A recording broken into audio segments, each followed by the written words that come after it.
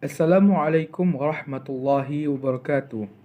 COVID-19 ialah penyakit yang telah ada semenjak Desember 2019. Penyakit ini pertama kali terjadi di negara Cina, yakni di kota Wuhan. Sebelum masuk ke pembahasan, baiknya saya memperkenalkan diri. Perkenalkan, nama saya Farhan Afanur Jabar dari Fakultas Ekonomi Jurusan Manajemen, mahasiswa baru UIN Maliki Maulana Malik Ibrahim tahun 2021. Di video ini saya akan menjelaskan tentang sosialisasi 5M dan pentingnya vaksinasi. Sebelum masuk ke pembahasan, saya akan menjelaskan tentang sedikit apa itu COVID-19 atau biasa dikenal dengan virus corona. Virus corona ialah penyakit menular yang disebabkan oleh virus SARS-CoV-2. Virus ini pertama kali terjadi di kota Wuhan, Cina. Virus ini dapat menyebar dari mulut atau hidung orang yang terinfeksi melalui partikel cairan kecil ketika orang tersebut seperti batuk, bersin, berbicara, menyanyi, atau bernapas. Partikel ini dapat berupa droplet yang lebih besar dari saluran pernapasan hingga aerosol yang lebih kecil. Virus ini juga berkembang lewat udara, sehingga jika virus ini masuk ke dalam pernapasan, baik itu hidung, mulut, dan lainnya, itu akan menyebabkan gejala-gejala yang parah, yang hampir mirip dengan gejala demam dan flu. Di Indonesia sendiri, virus ini sudah merebak luas. Total kasus positif virus corona ini ialah 4,7 juta dan yang meninggal sebanyak 132.000. Dan total kasus di seluruh dunia ialah 217 juta positif dan 4,5 juta manusia meninggal dikarenakan penyakit corona ini. Di sini betapa pentingnya bahwa menjaga atau menepati sosialisasi 5M, yakni memakai masker. Fungsi dari masker ini ialah agar virus yang menyebar di udara ataupun dari mana saja tidak masuk ke dalam hidung maupun mulut, sehingga bisa terbebas atau terhindar dari virus corona atau COVID-19. Kedua ialah mencuci tangan. Dikarenakan kita sering beraktivitas di luar, secara mau maupun tidak mau, kita harus mencuci tangan. Dikarenakan virus ini juga bisa menempel di mana saja, baik itu di ganggang pintu, lift, pegangan tangga, dan lainnya.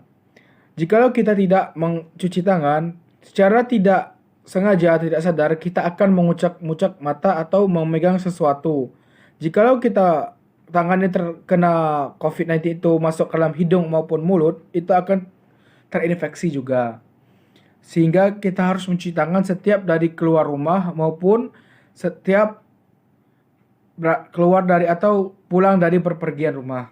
Ketiga, menjaga jarak.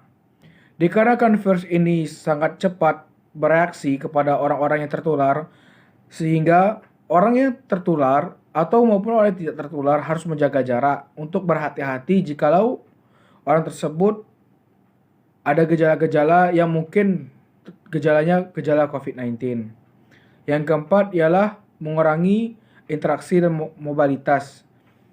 Bisa jelaskan di sini bahwa mengurangi interaksi mobilitas ialah jangan terlalu sering bertemu dengan orang-orang dalam keadaan ramai maupun dalam keadaan sepi. Misalnya kita ingin bertemu dengan sahabat karib kita dari luar kota maupun dari luar kabupaten atau jauh lah misalnya. Itu dikurangi dulu karena kita tidak tahu apakah dia COVID atau tidak. Karena di zaman sekarang ini banyaknya orang-orang maupun manusia yang tidak mau memberitahu bahwa dia COVID-19 dikarenakan takut dia terkena isolasi mandiri maupun isolasi ke rumah sakit. Sehingga kita harus waspada kepada siapapun. Namun jangan sauzon, maksudnya itu jangan berpikir negatif kepada orang lain. Kita di sini ikhtiar kita untuk mengurangi dampak virus corona atau COVID-19. Yang terakhir adalah menjauhi kerumunan. Seperti yang tadi, kita tidak tahu bahwa apakah orang tersebut terkena COVID-19 atau tidak, makanya kita harus menjauhi kerumunan. Itu juga salah satu ikhtiar kita untuk menjauhi orang yang tertularnya kita COVID-19 maupun kita menulari orang terkena menulari orang COVID-19 tersebut. Dan saya akan menjelaskan yaitu pentingnya vaksinasi. Di zaman sekarang banyak orang yang pengen bekerja atau pengen keluar, namun mereka tidak mau vaksinasi. Kenapa? Mereka takut karena terjadinya banyak hoax yang menyatakan bahwa jikalau terkena vaksin bisa menimbulkan kematian, kelumpuhan, kebutaan, dan lain-lainnya. Padahal itu hoax, teman-teman. Gini, banyak orang yang berbicara bahwasanya vaksin tidak vaksin itu mati juga. Sekarang kita putar balikkan.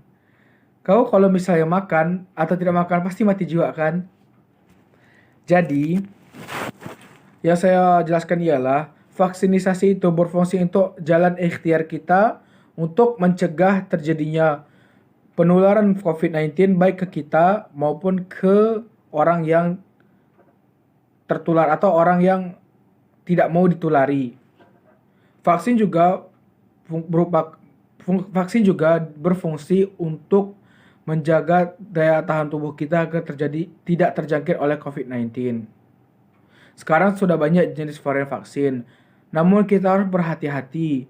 Banyak jenis varian vaksin, namun ada vaksin yang tidak boleh atau tidak halal oleh MUI. Jadi jika ingin bervaksin, kita harus mengetahui apakah itu sudah halal maupun tidak.